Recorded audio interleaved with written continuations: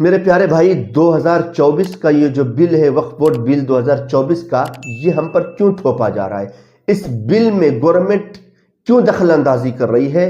آپ آج کو اسد الدین اویسی کی اس کلپ سے پتا چل جائے گا۔ جو بی جے پی کی حکومت پورے ملک میں وقف کی جائیداد کا جو بل لے کر آئی ہے، میں صرف مختصر سے الفاظ میں اپنی بات کو بول کر یہاں سے رخصت ہو جاؤں گا کہ اگر یہ خدا نہ خواستہ یہ بل اگر قانون بنے گا تو کوئی بھی وقف کی پراپرٹی مسلمانوں کے پاس نہیں رہنے والی، سب حکومت کے قبضے میں چلا جائے گا۔ اور جس منصوبہ بند طریقے سے نریندر مودی کی حکومت نے اپنی نفرت کو اس قانون میں جو شکل دی ہے کہ مثال کے طور پر وہ کہتے ہیں کہ وقف با یوزر ختم کر دیا جائے گا۔ اب وقف با یوزر اگر ختم ہوگا تو سب سے پہلے نشانے پر ہے ہر مسلک کا مدرسہ۔ مدرسہ کسی کی ذاتی ملکیت نہیں ہوتی ہے، تو ہر مسلک کا مدرسہ ان کے نشانے پر ہے۔ بولیں گے نہیں، اب وقف با یوزر کا قانون سیکشن 3 کو ہم نے ختم کر دیا، اب ہم طے کریں گے کہ کون اس کا مالک ہے۔ دوسرا، حیدرآباد کی مکہ مسجد ہے، قانون یہ بول رہا ہے کہ رجسٹرڈ ڈیڈ لے کر آؤ آپ۔ تلنگانہ میں 33,000 کے قریب وقف کی جائیداد رجسٹرڈ ہے، 90% ان جائیدادوں کے پاس کوئی رجسٹرڈ ڈیڈ ہی نہیں ہے، کوئی رجسٹرڈ ڈیڈ نہیں ہے۔ تو حکومت بولیں گے دیکھیے اب آپ کے پاس رجسٹرڈ ڈیڈ نہیں ہے، وقف با یوزر ختم ہو گیا، اب ہم اس پہ قبضہ کر لیں گے۔ قبرستان ہے، قبرستان کے کوئی کاغذ نہیں ہے، خانقاہیں ہیں، کوئی کاغذ نہیں ہے، درگاہیں ہیں، کوئی کاغذ نہیں ہے، کیا ہے؟ وقف با یوزر ہے۔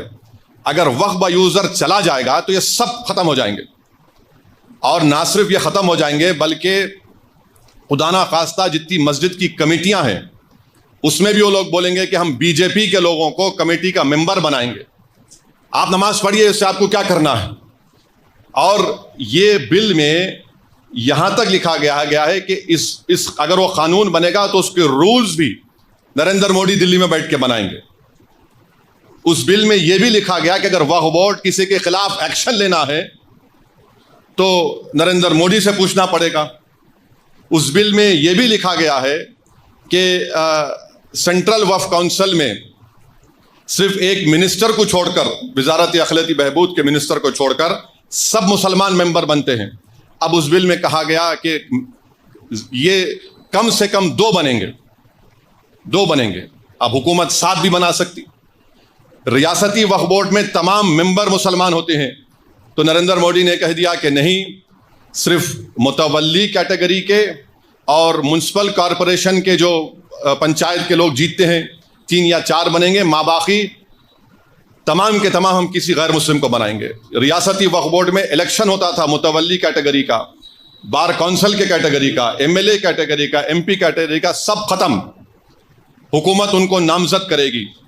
اور یاد رکھیے، میں کھل کے کہہ رہا ہوں، اس کے پیچھے یہ لوگ بھی ہیں جو ختم نبوت کے منکرین ہیں۔ یہ شیاطین، یہ گندی نالی کے کیڑے اس کے پیچھے ہیں۔ ان کا مقصد ایک ہی ہے کہ کسی نہ کسی طرح یہ وقف کے قانون کو ختم کر دیا جائے۔ تو اس میں بہت سی شیطانی طاقتیں ملوث ہیں۔ اور وقف کا ٹریبیونل ہے۔ اب وقف کے ٹریبیونل میں ایک ڈسٹرکٹ جج chief justice of high court appoint کرتے ہیں ریاست کے، پھر ایک شخص کا اپوائنٹمنٹ ہوتا ہے جس کو شریعت کے بارے میں علم ہو، اور ایک ذمہ دار آدمی کو۔ نریندر مودی یہ کہہ رہے ہیں کہ اب ڈسٹرکٹ جج جو چیف جسٹس ہائی کورٹ کا اپوائنٹ کرتا نہیں، وہ ریٹائرڈ جج ہوگا اور ایک ریٹائرڈ گورنمنٹ امپلائی ہوگا۔ میرا جو مشاہدہ ہے، جتنے گورنمنٹ کے اس طرح کے انکوائری کمیٹیز بنتے ہیں جس میں ریٹائرڈ جج ہوتے ہیں، ایک ریٹائرڈ گورنمنٹ کا سرونٹ ہوتا ہے۔ مثال کے طور پر برسوں پہلے مفتی غیاث کو معلوم ہوگا 1996 میں تالاب کٹے میں ایک فائرنگ ہوئی تھی جس میں ایک معصوم عورت فرسٹ فلور پہ تھی، شہید ہو گئی تھی۔ وہ کمیٹی میں کہہ دیا گیا کہ پولیس نے اپنی جان بچانے کے لیے فائرنگ کی، رپورٹ ہے، شاید کچھ نام ہے کمیٹی کا۔ پھر مکہ مسجد کی رپورٹ ہے، وہ آج تک نہیں نکلی۔ حیرت کی بات یہ ہے کہ کلیکٹر کو یہ پاور دیا گیا کہ یہ قانون بننے کے بعد جتنی بھی وقف کی پراپرٹی ہے، اگر کوئی شیطان جا کے بولے گا کہ نہیں وقف کی نہیں ہے، گورنمنٹ کی ہے، تو کلیکٹر انکوائری کا آرڈر کرے گا۔ اور کلیکٹر انکوائری جب آرڈر کرے گا تو کلیکٹر یہ کہے گا کہ تا وقت انکوائری مکمل نہیں ہوتی یہ وقف کی پراپرٹی نہیں رہیں گی۔ اب کلیکٹر صاحب برسوں انکوائری کرتے رہیں گے، آپ کی تو پراپرٹی چھین لی گئی۔ کیسے انکوائری کریں گے؟ تو انگریزی میں استعمال کیا گیا whatever he deems fit, یعنی وہ جیسا چاہے انکوائری کر سکتے۔ قانون کا ایک بنیادی اصول ہے کہ کوئی بھی اپنے مسئلے میں جج نہیں بن سکتا، मगर कलेक्टर को आप मना रहे हैं। और फिर उस बिल में यह भी कहा गया कि जितनी जायदादें पर वक्फ की जायदादों पर गवर्नमेंट काबिज में है, कलेक्टर उसका फैसला करेंगे, और गवर्नमेंट के हक में फैसला करेंगे तो कलेक्टर रेवेन्यू को बोलेगा, वक्फ बोर्ड को बोलेगा रिकॉर्ड सही करो, ये गवर्नमेंट की प्रॉपर्टी। तो ये मोटा मोटा इसमें ये बातें रखी गई हैं जो खतरनाक है, मैं बता रहा हूं आप। जब 1947 में भारत पाकिस्तान अलग हुए, वो समय पर वक्फ लैंड भारत में कितना था? 4 लाख एकड़। और आज कितना है? 9,40,000 एकड़। इतना लैंड कहां से आया इनके पास? क्योंकि जो लोग पाकिस्तान में भाग गए उनका लैंड तो इतना नहीं था।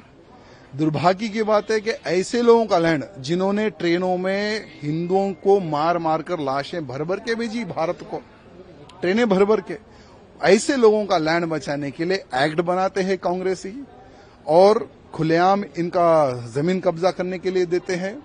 इतना लैंड इनके पास कहां से आया? यह सोचने समझने की, इसीलिए उसमें संशोधन लाने की बहुत जरूरी है। जहां देखो वहां पर वक्फ का बोर्ड लगा देते हैं, लैंड कब्जा करते हैं। हमारे तेलंगाना में जो शमशाबाद एयरपोर्ट है ना, वो एयरपोर्ट टोटली 5,500 एकड़ में वो पूरा एयरपोर्ट है, जिसमें से 1,100 एकड़ लैंड ये अपना बताते हैं। अब आपको अंदाजा लग गया होगा कि वाकई इस बिल की कितनी बड़ी अहमियत है कि अगर ये बिल पास हो गया तो सोचिए क्या होगा आपके साथ, आने वाली नस्लों के साथ। तो याद रखें, अभी भी वक्त है। मेरी गुजारिश आपसे है कि आप अल्हम्दुलिल्लाह कमेंट तो अच्छे अच्छे कर रहे हैं मेरे भाई, आपका शुक्रिया, लेकिन आपसे गुजारिश है कि जो इस बिल को अभी तक नहीं जान रहे हैं उन्हें बताएं, उन्हें समझाएं, और उन्हें खुद बैठकर, अगर आपको स्कैन करना आता है तो उन्हें स्कैन करके बता दें, और उन्हें कहें कि आप एक जने 10 लोगों की जिम्मेदारी लें। एक एक लोग अगर 10-10 लोगों की जिम्मेदारी ले लिए तो अल्हम्दुलिल्लाह 50 लाख तो क्या 20 करोड़ बिल लोग इस बिल की मुखालफत कर देंगे। तो बस थोड़ा सा आपको बेदार होना पड़ेगा, बेदारी लाने का वक्त है। अपने आप में बेदारी लाएं, जागे मुसलमान, क्यों सोए यार, कब तक सोए रहोगे? यही सो के बुरा हाल हो गया कि आज न हमारी मसाजिद बच रही है, न हमारे खानकाहें बच रही, न हमारी दरगाहें बच रहे हैं, यहाँ तक कि खुद हम महफूज नहीं हैं। जगह जगह मॉब लिंचिंग किया जा रहा है, बीफ के नाम पे मारा जा रहा है, गोश्त के नाम पे मारा जा रहा है। आखिर क्यों भाई? हमारा खून नहीं है क्या? हमारा खून पानी हो चुका है?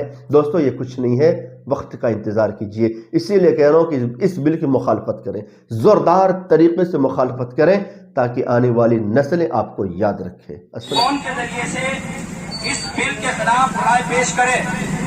याद रखिए, ये बिल अगर पास हो गया तो हमारी मस्जिदें छिन जाएंगी, मदारिस छिन जाएंगे, कब्रिस्तान छिन जाएंगे, और वो मेरे वाले में ये इमाम साहब अपने जो प्रॉपर्टी है वो सब छिन जाएंगी।